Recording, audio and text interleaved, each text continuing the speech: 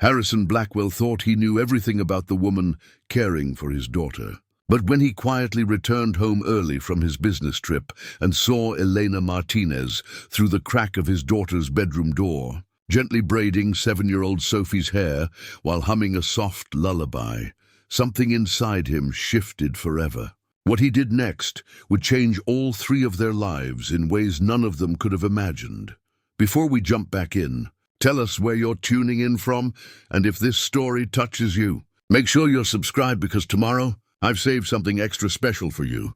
The grandfather clock in the marble foyer chimed 6 o'clock as Harrison Blackwell loosened his silk tie, the weight of another 14-hour day pressing against his shoulders like lead. The Blackwell estate stood silent around him, its 23 rooms echoing with the kind of emptiness that money couldn't fill. 3 years had passed since Victoria's funeral, yet her absence still carved through the mansion like a cold wind.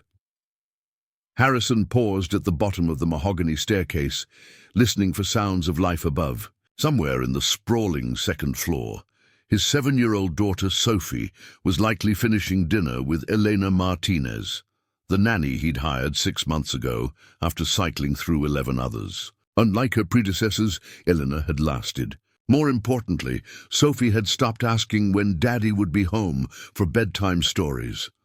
The tech mogul climbed the stairs slowly, each step a reminder of the empire he'd built and the family he'd neglected in the process. Blackwell Industries dominated the cybersecurity landscape, with Harrison's innovations protecting Fortune 500 companies worldwide. Yet he couldn't protect the one thing that mattered most, the relationship with his daughter, that seemed to slip further away with each passing. Once Elena Martinez had arrived at their doorstep on a particularly difficult Tuesday, when the previous nanny had quit after Sophie's latest tantrum. At 28, Elena possessed a calm presence that immediately distinguished her from the others. She held a master's degree in child psychology from UCLA, yet something in her background remained deliberately vague. Harrison's security team had cleared her, finding only glowing references from families in neighboring Connecticut towns, but no trace of her life before 3 years ago. What struck Harrison most during their interview wasn't Elena's impressive credentials, but how she'd knelt to Sophie's eye level when his daughter had stormed into his home office, demanding to know why another stranger was in their house. Elena had simply listened as Sophie unleashed her 7-year-old fury about missing her mother and never seeing her father. When Sophie finished, Elena nodded thoughtfully and asked if she could show her something special. From her worn leather satchel, Elena had pulled out a small kaleidoscope, its brass surface tarnished with age. She'd handed it to Sophie without a word. As Sophie peered through the eyepiece, Elena had whispered, "Sometimes, when the world feels broken into pieces, you can still make something beautiful if you know how to look at it differently." Sophie had gazed through the kaleidoscope for 10 full minutes, her anger dissolving into wonder. When she finally looked up, she'd taken Elena's hand and asked if she wanted to see her room. Harrison had hired Elena on the spot. In the months that followed, Elena had transformed their house into something resembling a home. She'd convinced Sophie to try foods beyond chicken nuggets, helped her with homework without the tears that had marked previous attempts, and somehow managed to get the little girl excited about bedtime rather than dreading another night of nightmares about her mother. But it was the small things Harrison noticed most. The way Elena left Sophie's drawings taped to the refrigerator, rotating them weekly so each one got its moment of honor. How she taught Sophie to braid friendship bracelets during rainy afternoons, their laughter drifting down from the playroom like music Harrison had forgotten his house could make. The gentle Spanish lullabies that floated from Sophie's room each night. Melodies Elena claimed her grandmother had sung to her in Mexico City.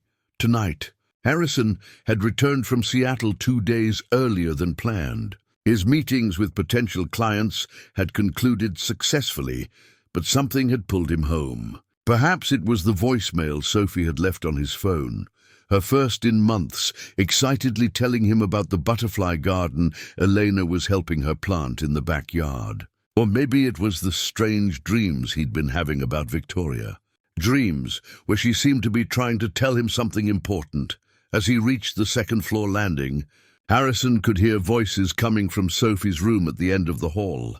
The door stood slightly ajar, golden lamplight spilling across the hardwood floor. He approached quietly, not wanting to interrupt what sounded like an important conversation between his daughter and her nanny. Through the narrow opening, Harrison saw Elena sitting on the edge of Sophie's canopy bed, her fingers working expertly through his daughter's honey-blonde hair. Sophie sat cross-legged on the floor between Elena's knees, wearing the purple pajamas with dancing unicorns that Victoria had bought her last Christmas. On her lap she held a photograph, one Harrison recognized immediately. "Tell me about her again," Sophie said softly, studying the picture of Victoria that she'd taken from Harrison's study weeks ago. Elena's hands never paused in their gentle work, dividing Sophie's hair into 3 sections with the kind of practiced ease that spoke of years of experience. "Your mama had the most beautiful smile," Elena murmured, her slight accent wrapping around the words like velvet. "The kind of smile that could light up an entire room, just like yours does. Daddy says I look like her, but I don't remember her smile very much anymore," Sophie admitted, her small voice barely audible. "Sometimes I try really hard to remember, but it gets fuzzy, like looking through water." Elena's fingers continued their rhythmic braiding, weaving Sophie's hair into an intricate pattern that reminded Harrison of something, though he couldn't place what. "Memory is a funny thing, pequeña. Sometimes we remember with our hearts instead of our eyes. When you laugh really loud, or when you get excited about something new, that's your mama's spirit shining through you." Harrison pressed closer to the door, transfixed by the intimate scene unfolding before him. For 3 years, he'd struggled to talk to Sophie about Victoria, their conversations always ending in tears or uncomfortable silence. Yet here was Elena, navigating those treacherous emotional waters with the skill of someone who understood grief intimately. "Elena," Sophie's voice was thoughtful, "do you think Mama can see us when we do special things together? Like when you teach me to braid hair, or when we make those little paper flowers?" Elena's hands stilled for just a moment before resuming their work. When she spoke, her voice carried a weight that made Harrison's chest tighten. "I believe that love doesn't disappear when someone goes to heaven, Sophie. It finds new ways to show itself. Maybe your mama sent me here to help you learn things she wanted to teach you herself." Harrison felt his breath catch. There was something in Elena's tone, a deep sadness mixed with fierce protectiveness that reminded him of how Victoria used to sound when she talked about the family they dreamed of having. He watched as Elena finished the braid, securing it with a small elastic band decorated with tiny silver butterflies, the same kind Victoria used to wear in her own hair. "There," Elena said, gently turning Sophie around to face her. "Beautiful, just like your mama," Sophie beamed, throwing her small arms around Elena's neck. "I love you, Elena. I'm so glad you came to take care of me." Elena hugged her back, and Harrison saw her close her eyes tightly, as if trying to memorize the moment. "I love you too, pequeña, more than you could ever know." As Harrison stood frozen in the hallway, watching this woman who'd become so essential to their lives, he realized that somewhere along the way, Elena Martinez had become more than Sophie's nanny. She'd become the bridge between his daughter and the mother she'd lost. The gentle presence that had slowly been healing wounds Harrison hadn't known how to touch. But as he prepared to step back and give them their privacy, Harrison noticed something that made his blood run cold. On Elena's wrist, barely visible beneath the sleeve of her cardigan, was a small tattoo, a delicate butterfly with silver-edged wings, identical to the ones on Sophie's hair tie, identical to the tattoo Victoria had gotten on their 5th wedding anniversary. Harrison's hand gripped the doorframe so tightly his knuckles turned white. The butterfly tattoo seemed to pulse under the soft lamplight, each delicate wing a mirror of the one Victoria had proudly shown him 7 years ago. She'd chosen that design because butterflies represented transformation, new beginnings, everything their marriage had brought into her life after years of searching for her place in the world. Elena finished tucking Sophie into bed, pulling the lavender comforter up to her chin and pressing a gentle kiss to her forehead. Sophie's eyes were already heavy with sleep, the contentment on her face a stark contrast to the bedtime battles Harrison remembered from just months ago. "Sweet dreams, pequeña," Elena whispered. "Remember, if you have any scary dreams, just think about our butterfly garden. Imagine all those colors dancing in the sunshine." "I will," Sophie murmured, already drifting off. "Elena, will you sing the butterfly song?" Elena settled back on the edge of the bed and began humming a haunting melody that made Harrison's chest constrict. The tune was unfamiliar, yet something about its cadence stirred a memory he couldn't quite grasp.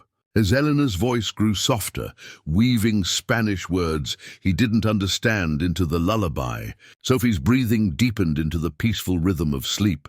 Harrison retreated down the hallway, his mind racing. He made his way to his study, closing the heavy oak door behind him, before sinking into the leather chair that had witnessed countless late-night business decisions. But tonight, the empire he'd built felt insignificant compared to the mystery that had just unfolded in his daughter's bedroom. The butterfly tattoo could be a coincidence. Thousands of women probably had similar designs. Yet something about Elena's entire presence in their home suddenly felt orchestrated, too perfect to be a random chance. How had she known exactly what Sophie needed? Why did she possess an intuitive understanding of his daughter's grief that even professional therapists had failed to achieve? Harrison opened his laptop and pulled up the background check his security team had conducted on Elena Martinez. Clean driving record, excellent credit score, glowing references from 3 families in Connecticut. But as he scrolled through the digital footprint, gaps became apparent. No social media presence before 3 years ago. No college records that could be independently verified. Her references all came from families who'd since moved out of state. Convenient, but not impossible to fabricate. Preparing and narrating this story took us a lot of time. So if you are enjoying it, subscribe to our channel. It means a lot to us. Now back to the story. He picked up his phone and dialed Marcus Chen, his head of security. Despite the late hour, Marcus answered on the second ring. "Harrison, is everything all right? I need you to run a deeper check on Elena Martinez. Go back further than we did initially. I want to know where she lived before Connecticut, where she really went to school, any family connections, everything." Marcus paused. "Did something happen? Has she done something concerning Sophie?" Harrison stared at the framed photograph on his desk, Victoria laughing as she held baby Sophie, her butterfly tattoo visible on her wrist as she supported their daughter's tiny head. "Just run the check, Marcus. I need it by tomorrow morning." After ending the call, Harrison climbed the stairs to his bedroom, but sleep eluded him. Every sound in the house seemed amplified. The settling of old wood, the whisper of wind through the trees, the distant hum of Elena's voice as she spoke quietly on the phone in her room down the hall. He couldn't make out her words, but her tone carried an urgency that hadn't been present during her gentle conversation with Sophie. The next morning, Harrison found Elena in the kitchen, preparing Sophie's breakfast with the same meticulous care she brought to everything. French toast cut into perfect triangles, fresh strawberries arranged in a smiley face, orange juice in Sophie's favorite cup with the rainbow handle. Elena wore a long-sleeved white blouse, despite the warm September weather, and Harrison noticed she'd positioned herself so her left wrist remained hidden. "Mr. Blackwell," Elena said, looking genuinely surprised. "I wasn't expecting you back until Thursday. Sophie will be so excited to see you before school." "Change of plans," Harrison replied, studying her face for any sign of deception. In the morning light streaming through the kitchen windows, Elena looked younger than her 28 years. Yet there was something ancient in her dark eyes, a depth of experience that didn't match her official biography. Sophie bounded into the kitchen wearing her school uniform, her hair still braided in the intricate pattern Elena had created the night before. She launched herself into Harrison's arms with the kind of enthusiasm she'd lost after Victoria's death. "Daddy, Elena taught me how to make the butterfly braid. Do you like it?" Harrison's throat tightened as he studied the complex weaving Elena had created. It was identical to a style Victoria used to wear during their college years. A technique she'd claimed her grandmother had taught her in Puerto Rico. The coincidences were multiplying beyond reason. "It's beautiful, sweetheart. Very special." Elena busied herself packing Sophie's lunch, but Harrison caught her watching him in his peripheral vision, as if gauging his reaction to something she couldn't quite identify. After Sophie left for school with Elena, Harrison retreated to his study to await Marcus's call. It came just before noon, and Marcus's tone immediately put him on edge. "Harrison, we need to talk in person. What I found about Elena Martinez, it's complicated. Tell me now. Elena Martinez doesn't exist. At least not Elena Martinez working for your family. The real Elena Martinez died in a car accident in Phoenix 3 years ago. She was single, had no children, and worked as a dental hygienist. Someone has been using her identity, and they're very good at it." Harrison's blood turned to ice. "What about the families in Connecticut? The references?" "I'm still investigating, but initial checks suggest at least 2 of those families never existed. The addresses are real, but no one by those names ever lived there. Someone created an entire false history, Harrison. Professional-level identity construction. What about the woman in my house? Any idea who she really is?" "That's where it gets interesting. I ran facial recognition software on the photos we have of her, cross-referenced with missing persons databases, criminal records, everything. She's a ghost, Harrison. Either she's never been photographed by any official agency or what? Or she's someone important enough to have her records sealed at a federal level.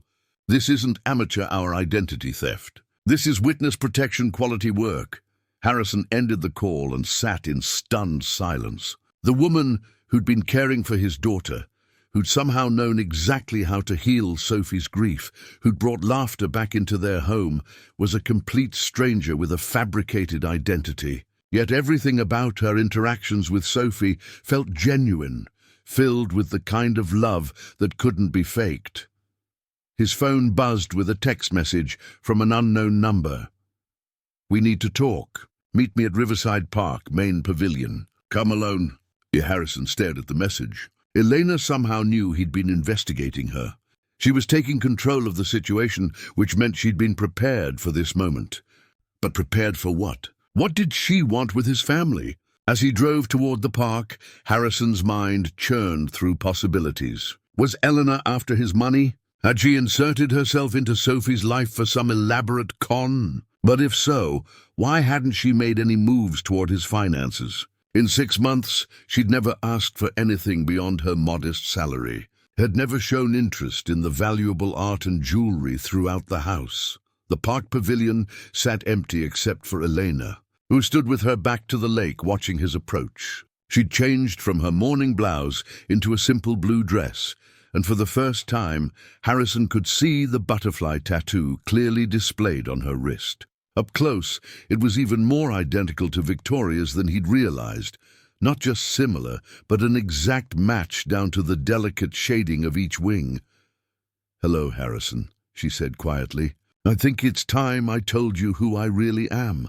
Elena stood, with the afternoon sun casting shadows across her face, transforming her familiar features into something Harrison suddenly realized he'd never truly seen.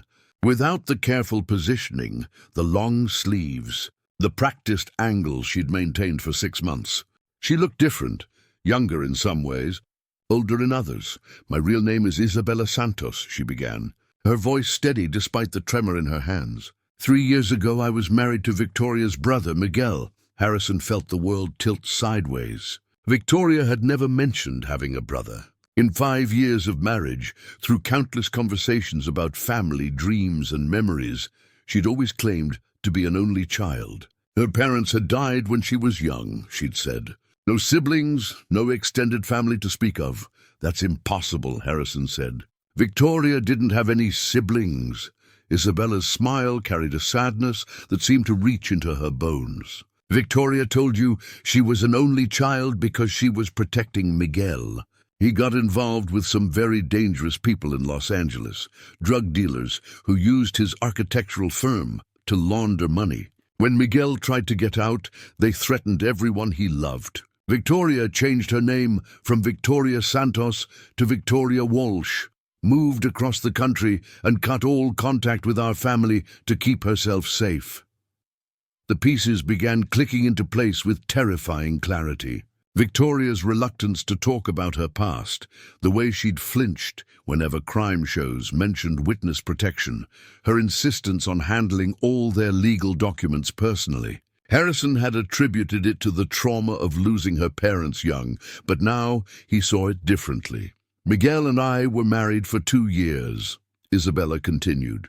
We were trying to start a family when everything fell apart. The people Miguel had gotten involved with didn't just want him dead. They wanted everyone connected to him to suffer first. One night, they broke into our house in San Diego. Miguel wasn't there, but I was. Isabella's voice caught, and she turned toward the lake, watching a family of ducks glide across the water. They tortured me for information about Miguel's location. When I couldn't tell them what they wanted to hear, they decided to send him a message he'd never forget. She rolled up her sleeves, revealing scars Harrison hadn't noticed before, thin lines across her forearms that he'd assumed were from cooking accidents or childhood mishaps. But now he could see the deliberate pattern, the methodical cruelty behind each mark. Miguel found me 3 days later. I spent 2 months in the hospital, another 6 in physical therapy.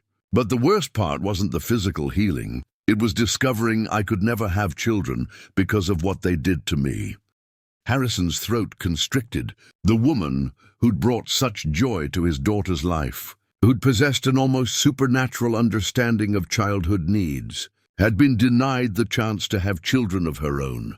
Miguel blamed himself for everything. The guilt consumed him. 6 months after I got out of the hospital, he took his own life rather than continue putting the people he loved in danger.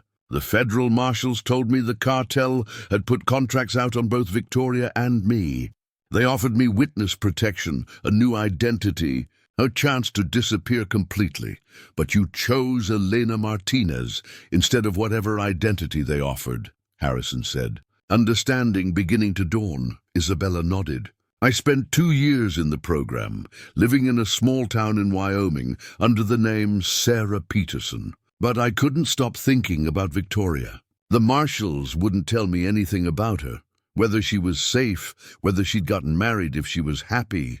When I read about her death in a newspaper, I realized I'd lost the last connection to the family I'd once had. Harrison remembered Victoria's funeral, how he'd been struck by the absence of any family members beyond his own relatives. He'd assumed Victoria's orphaned status explained the emptiness, but now he realized Isabella had been out there somewhere, forbidden from saying goodbye to the sister-in-law she'd loved. You came here to find Sophie, Harrison said. It wasn't a question. I came here to see the daughter Victoria never got to raise. I didn't plan to stay, didn't plan to get involved. I just wanted to know that part of my family was okay, that Victoria's legacy lived on in this beautiful little girl she'd talked about in her letters to Miguel. Letters. Isabella reached into her purse and pulled out a small bundle wrapped in faded blue ribbon. Victoria wrote to Miguel every month for the first 3 years after she left California. She stopped when she married you, said it was too dangerous to maintain any contact. But she included pictures. She handed Harrison a photograph he'd never seen before. It showed Victoria, visibly pregnant, standing in their garden with her hands cradling her growing belly. On the back, in Victoria's careful handwriting, "For Miguel, your niece is due in December. I wish you could meet her, but maybe someday when the world is safer. She'll know she has family who love her even from far away." Harrison's vision blurred. She planned to tell Sophie about you. Someday, when it was safe, Victoria believed the danger would eventually pass, that Miguel would find a way out of the mess he'd created. She didn't know he was planning to end his own life. The weight of secrets, lies, and good intentions pressed down on Harrison like a physical force. For 3 years, he'd grieved alone, believing he was the only one who truly understood the magnitude of their loss. But Isabella had been grieving too, not just for Victoria, but for the chance to be part of Sophie's life, to honor the promise she'd made to her dying husband to watch over his sister's family. When I saw the job posting for Sophie's nanny, it felt like fate, Isabella continued. I created Elena Martinez because Isabella Santos was supposed to be dead. The cartel members who destroyed my life are still out there, still dangerous. But I couldn't walk away from the chance to know Sophie, to make sure she was loved and cared for. You've been living a lie for 6 months. I've been living the life I should have had, Isabella corrected. Playing with Sophie, teaching her things Victoria would have taught her, being the aunt she deserves to have. Every day with her has been a gift I never thought I'd receive. Harrison studied this woman who transformed his daughter's world while carrying such profound secrets. The butterfly tattoo, it's not just similar to Victoria's, it's identical. Isabella smiled for the first time since their conversation began. Victoria and I got them together the day before she left California. We wanted something to connect us, even when we couldn't be together. Twin butterflies for twin souls, we called ourselves. We weren't biological sisters, but we chose each other as family. And the lullaby you sing to Sophie? Victoria taught it to me. It was our grandmother's song from Guadalajara. Victoria said she wanted Sophie to know the music of her heritage, even if she could never know the people. The revelation hit Harrison like a physical blow. The woman he'd hired to care for his daughter wasn't just a stranger with a false identity. She was Sophie's aunt, the connection to a family history Victoria had been forced to abandon. Every gentle moment between Isabella and Sophie, every intuitive understanding of his daughter's needs, suddenly made perfect sense. Does Sophie know? Harrison asked. Isabella shook her head. I've wanted to tell her so many times. When she talks about missing her mother, when she asks about family, when she creates those beautiful drawings and wishes she had someone to send them to. But I can't put her in danger. The people who destroyed my life are still out there, and if they discover Victoria had a daughter, the unspoken threat hung between them like a blade. Harrison realized that Isabella had been protecting Sophie all along, even while loving her. Even while filling the maternal void that Victoria's death had created. Harrison walked along the lake's edge, his mind processing everything Isabella had revealed. The ducks they'd been watching had disappeared, leaving only ripples on the water's surface, much like the calm life he thought he'd built for Sophie was now disturbed by truths he'd never imagined. There's something else, Isabella said, her voice barely audible above the sound of water lapping against the shore. Something I haven't told you about why I really had to come forward now. Harrison turned to face her, noting the tension in her shoulders, the way her fingers worried at the hem of her dress. After 6 months of observing Isabella's composed demeanor with Sophie, seeing her vulnerable felt jarring. 2 weeks ago, I received a message at my apartment. Someone knows where I am. The words hit Harrison like ice water. The cartel? I don't know. The message was simple. Just a photograph of Sophie walking to school with a note that said, "Beautiful little girl." Such a shame about her mother. It wasn't signed, but the handwriting matched notes they used to leave for Miguel when they were threatening him. Harrison's protective instincts flared to life with an intensity that surprised him. Why didn't you tell me immediately? Why didn't you take Sophie and disappear? Because disappearing means never seeing her again, Isabella said, tears finally breaking free. Because I've spent 3 years grieving the family I lost, and 6 months discovering that love doesn't end when someone dies. It finds new ways to grow. Sophie isn't just Victoria's daughter anymore. She's become mine too, in every way that matters. The raw pain in Isabella's voice reminded Harrison of his own desperate love for Sophie, the fierce protectiveness that had driven every decision since Victoria's death. He understood now why Isabella had taken such enormous risks to be part of Sophie's life, What did the federal marshals say when you contacted them? Isabella's laugh held no humor. I haven't contacted them. The moment I do, Isabella Santos officially resurfaces and Elena Martinez disappears forever. They'll relocate me again, give me another identity, another life far from here. Sophie will wake up one morning to discover that another person she loved has vanished without explanation. Harrison began pacing, his business mind automatically shifting into problem-solving mode. There has to be another way. What if we hired private security? What if we relocated together, all three of us? You don't understand the kind of people we're dealing with, Isabella said. They have resources, connections, patience. Miguel thought he could outsmart them, and look what happened. Victoria thought distance would protect her, but they still found ways to make her life hell before she died. What do you mean? Isabella pulled out her phone and showed Harrison a series of photographs. I've been investigating Victoria's accident for the past year. The official report says she lost control during a rainstorm. But look at these. The images showed Victoria's car from angles Harrison had never seen, close-ups of the brake lines, the steering mechanism, the tires. Even to his untrained eye, the damage patterns looked suspicious. A private investigator I hired found evidence that Victoria's brakes were tampered with. The local police buried the report because it implicated people they couldn't afford to go after. Victoria didn't die in an accident, Harrison. She was murdered. The words hit Harrison like physical blows. For 3 years, he'd tortured himself with guilt over Victoria's death, wondering if he could have prevented the accident by insisting she wait out the storm, by driving her himself, by any of 1,000 different choices. Now he learned that nothing he could have done would have mattered.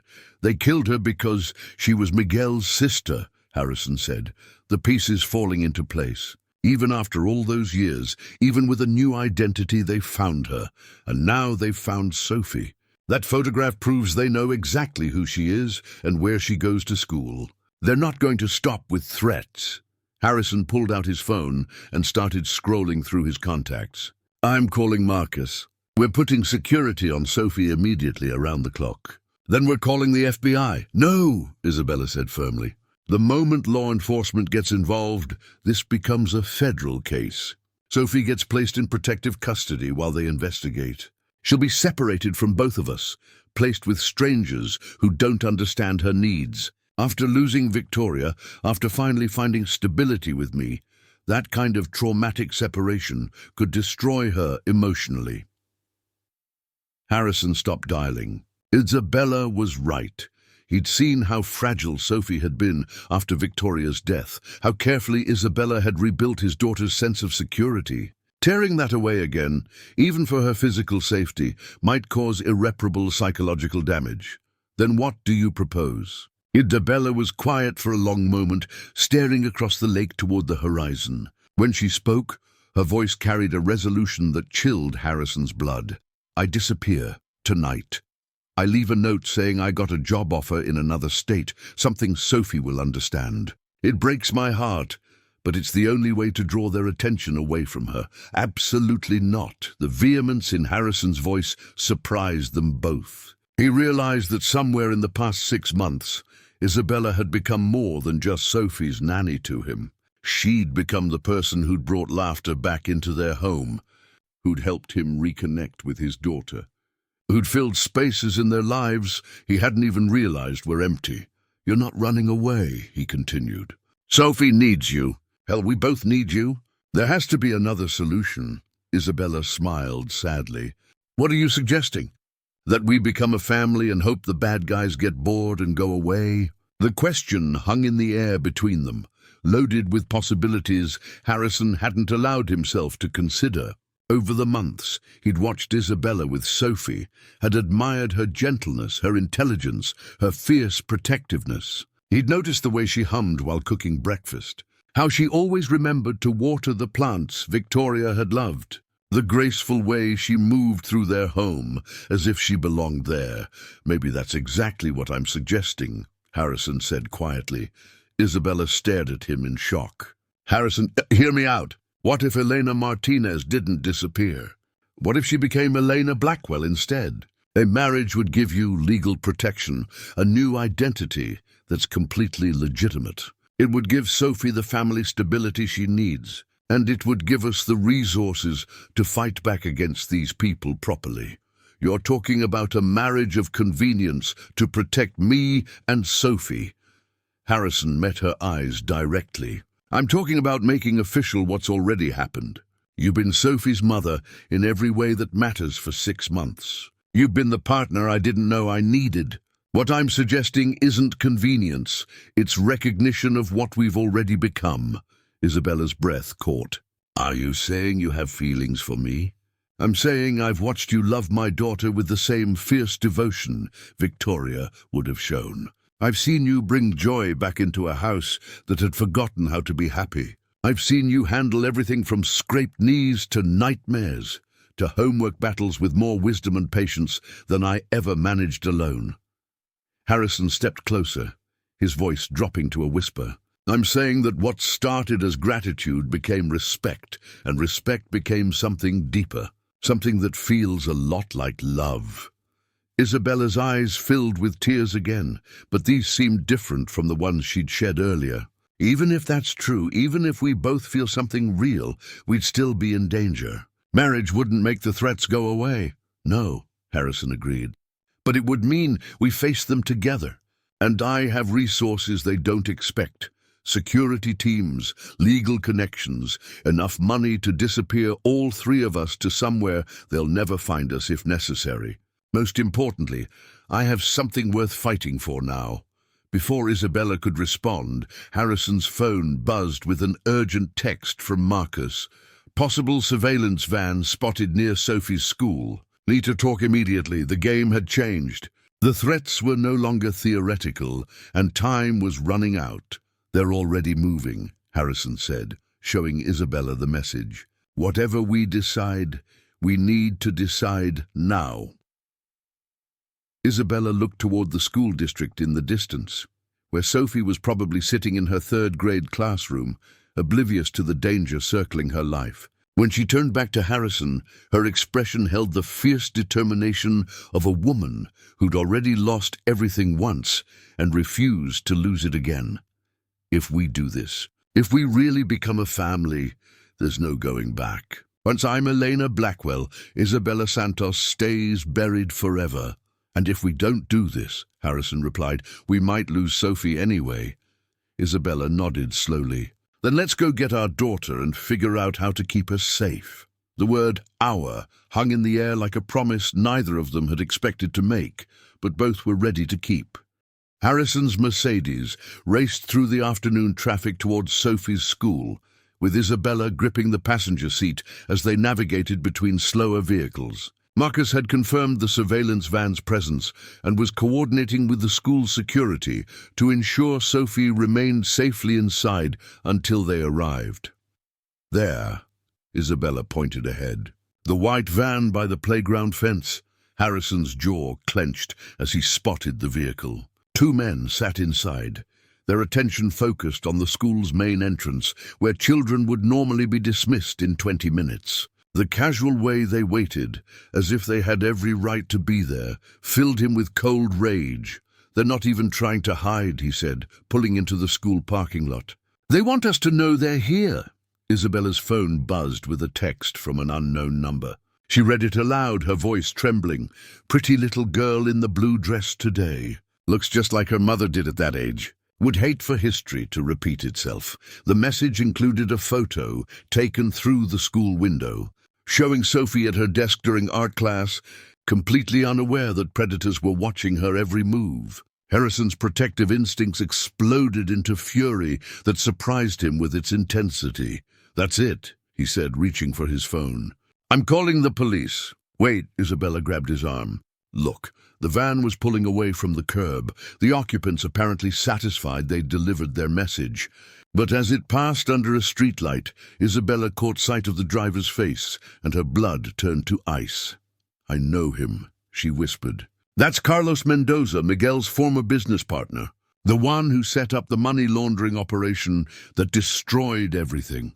Harrison watched the van disappear around a corner, memorizing the license plate. "The one who had you tortured?" Isabella nodded, her composure finally cracking completely. "He was there that night. He held me down while the others—" She couldn't finish the sentence, but Harrison understood. The man who'd destroyed her life, who'd driven her husband to suicide, who'd murdered Victoria, was now targeting Sophie. "He's not going to stop," Isabella said. "Even if I disappear, even if we run, he'll keep coming. This isn't just about sending a message anymore, it's personal. He blames me for Miguel trying to leave the organization. He wants to finish what he started 3 years ago." Harrison pulled out his phone and dialed a number he hadn't used in years. "David, it's Harrison Blackwell. I need a favor, and I need it now."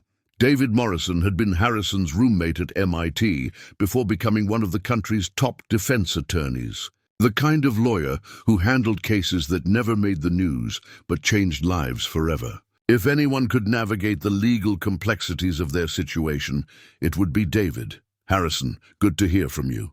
"What's going on?" "I need immediate protective custody for my daughter, but not through traditional channels. I also need to expedite a marriage license and arrange witness protection for my fiancée." "And David?" "I need all of this done today." There was a pause on the other end. "Jesus, Harrison, what kind of trouble are you in?" "The kind that kills 7-year-old girls to settle old scores. I'll make some calls. Meet me at my office in 2 hours." "And Harrison?" "Bring cash. Lots of it." Harrison ended the call and turned to Isabella. "Are you sure about this? Once we start down this path, there's no going back." Isabella looked toward the school where Sophie was still safely inside, protected by locked doors and security cameras. "I've been running for 3 years, and it hasn't made anyone safer. Maybe it's time to stop running and start fighting." They collected Sophie from school, telling her they were going on a special adventure that required leaving immediately. Sophie, thrilled by the unexpected break in routine, chatted excitedly about the sights they passed as they drove toward downtown, completely oblivious to the danger that had prompted their hasty departure.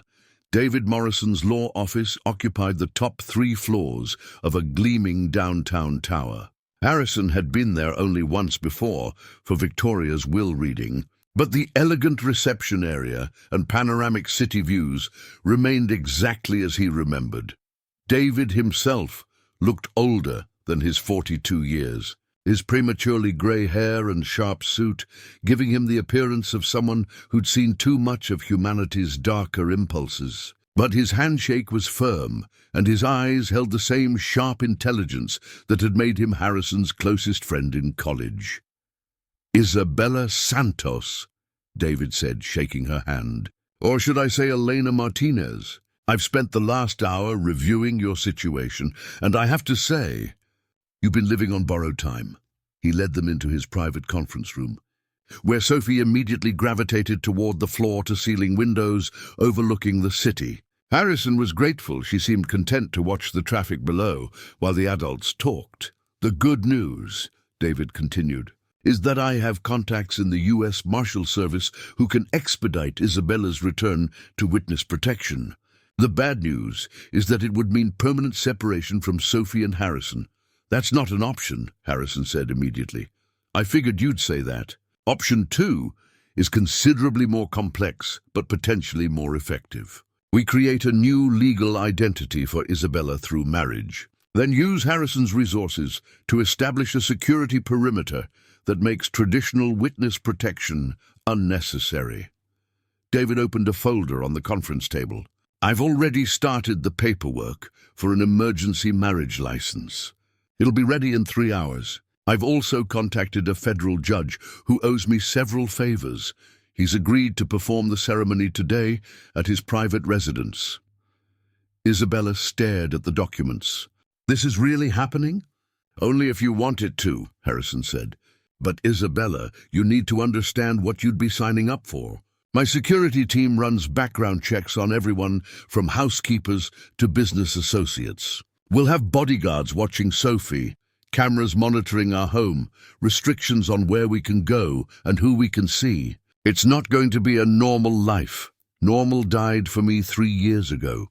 Isabella replied. If this gives Sophie a chance to grow up safe and happy, it's worth any sacrifice. David cleared his throat. There's one more thing. To make this work, to give you the maximum legal protection, you'll need to legally adopt Sophie as well. It would give you parental rights that couldn't be challenged, even if something happened to Harrison. The suggestion hit both adults like a physical force. Harrison realized that Isabella becoming Sophie's legal mother would formalize what had already happened emotionally. She'd been filling that role since the day she'd arrived at their home. "Sophie," Harrison called to his daughter, "can you come here for a minute? We need to tell you something important." Sophie skipped over to the conference table, her face bright with curiosity. "Are we really going on an adventure, Daddy?" Harrison knelt to her eye level, the same way Isabella had done 6 months ago during their first meeting. "Sophie, you know how much Elena loves you, right?" "Of course. Elena loves me almost as much as Mama did." The innocence of her statement made Isabella's breath catch. Harrison continued gently, "What would you think if Elena became your new mama? If she and Daddy got married and we became a real family?" Sophie's eyes widened with excitement. "Really? Elena would be my mama forever?" "Forever and always," Isabella said, her voice thick with emotion. "Would you like that, pequeña?" Sophie threw her arms around Isabella's neck with such force she nearly knocked her off her chair. "Yes, yes, I want you to be my mama. Can we have a wedding with a pretty dress and flowers?" David smiled. "I think we can arrange something special." The ceremony took place that evening in Judge Patricia Walsh's private garden, with David serving as witness and Marcus providing discreet security from the perimeter. Sophie wore the white dress she'd been saving for her school's spring concert, while Isabella had found a simple, cream-colored dress at a boutique during their hurried shopping trip. Harrison had offered to buy Isabella anything she wanted for the ceremony, but she'd chosen something understated and elegant that somehow made her look more beautiful than any expensive gown could have. As they stood under the judge's rose arbor with Sophie between them, Harrison realized that this moment felt more genuine than his first wedding had, despite being born from necessity rather than traditional romance. "Do you, Harrison James Blackwell, take Isabella Santos to be your lawfully wedded wife, to protect and cherish her in sickness and health, for richer or poorer, for as long as you both shall live?" "I do," Harrison said, meaning it more than he'd expected. "Do you, Isabella Santos, take Harrison James Blackwell to be your lawfully wedded husband, to stand by his side through whatever challenges may come, for as long as you both shall live?" Isabella looked at Harrison, then down at Sophie, who was practically vibrating with excitement. "I do," Judge Walsh smiled. "By the power vested in me by the state of Connecticut, I now pronounce you husband and wife. You may kiss the bride."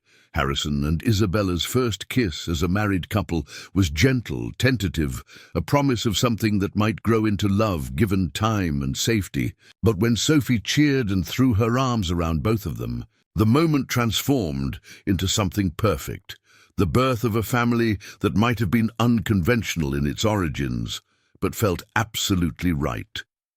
The adoption paperwork was completed the following morning, with Isabella officially becoming Sophie Elena Blackwell's mother in the eyes of the law. Sophie insisted on signing her name on the documents too, declaring that she wanted to make it extra official. 2 days later, Marcus reported that Carlos Mendoza and his associates had been arrested during an FBI raid on their Los Angeles operation. Evidence Isabella had provided about Miguel's death had given federal agents the leverage they needed to bring down the entire network. The immediate threat to their family was over. 6 months later, Harrison stood in the doorway of Sophie's room, watching Isabella braid their daughter's hair before bed. But this time, instead of feeling like an outsider observing someone else's intimate moment, he felt like he belonged in the scene. Isabella had grown into her role as Sophie's mother with natural grace, while simultaneously becoming Harrison's partner in ways that extended far beyond their arrangement's practical origins. Somewhere between morning coffee conversations and bedtime story collaborations, Between shared glances during Sophie's school plays and quiet talks on the terrace after their daughter was asleep, friendship had deepened into something that felt remarkably like love. "There," Isabella said, finishing the braid with one of Sophie's favorite butterfly clips. "Perfect, just like always." "Mama," Sophie said, using the title that had come naturally from the first day, "will you tell me the story about how you and Daddy met?" Isabella caught Harrison's eye in the mirror, sharing the smile they always exchanged when Sophie asked this question. They'd agreed on a simplified version of the truth, that Elena had come to take care of Sophie after her first mother went to heaven, and that she and Daddy had fallen in love while learning to be a family together. "Well," Isabella began, settling beside Sophie on the bed, "once upon a time, there was a little girl who needed someone to love her very much." Harrison listened to his wife tell their daughter the story of how their unusual family had formed, marveling at how Isabella had turned a tale of danger and deception into something beautiful. As Sophie's eyes grew heavy with sleep, Isabella began humming the butterfly lullaby that had become their family's signature song. Later, as they sat together on their bedroom balcony overlooking the garden where Sophie's butterflies danced in the moonlight, Isabella leaned against Harrison's shoulder. "Do you ever regret it?" she asked quietly. "The way we came together? All the secrecy and lies that brought us to this point?" Harrison considered the question seriously. Their marriage had begun as a desperate measure to protect Sophie and give Isabella legal sanctuary. But somehow, in the process of building those defenses, they'd created something genuine and lasting.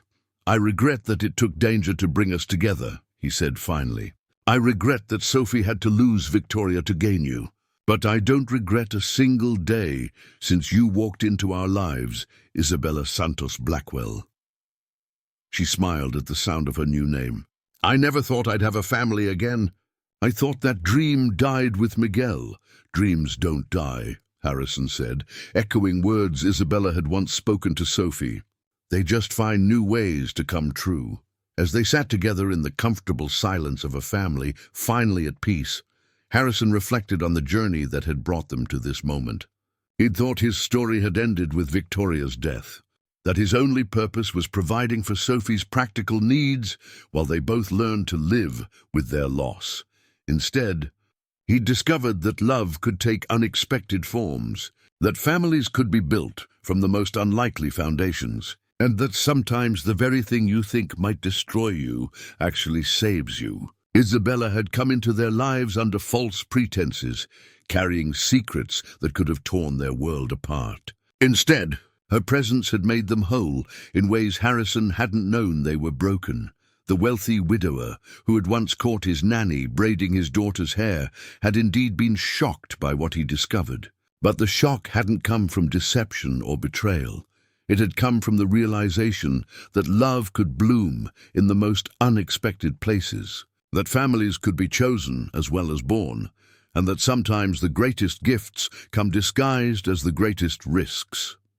In the end, Harrison Blackwell hadn't just found a mother for his daughter or a wife to share his burdens. He'd found proof that even in the darkest circumstances, hope could take root and grow into something beautiful. And every morning when he watched Isabella and Sophie laughing together over breakfast, he was reminded that the best surprises in life often come from the people who arrive exactly when you need them most, even when you never saw them coming. Up next, you've got two more standout stories right on your screen. If this one hits the mark, you won't want to pass these up.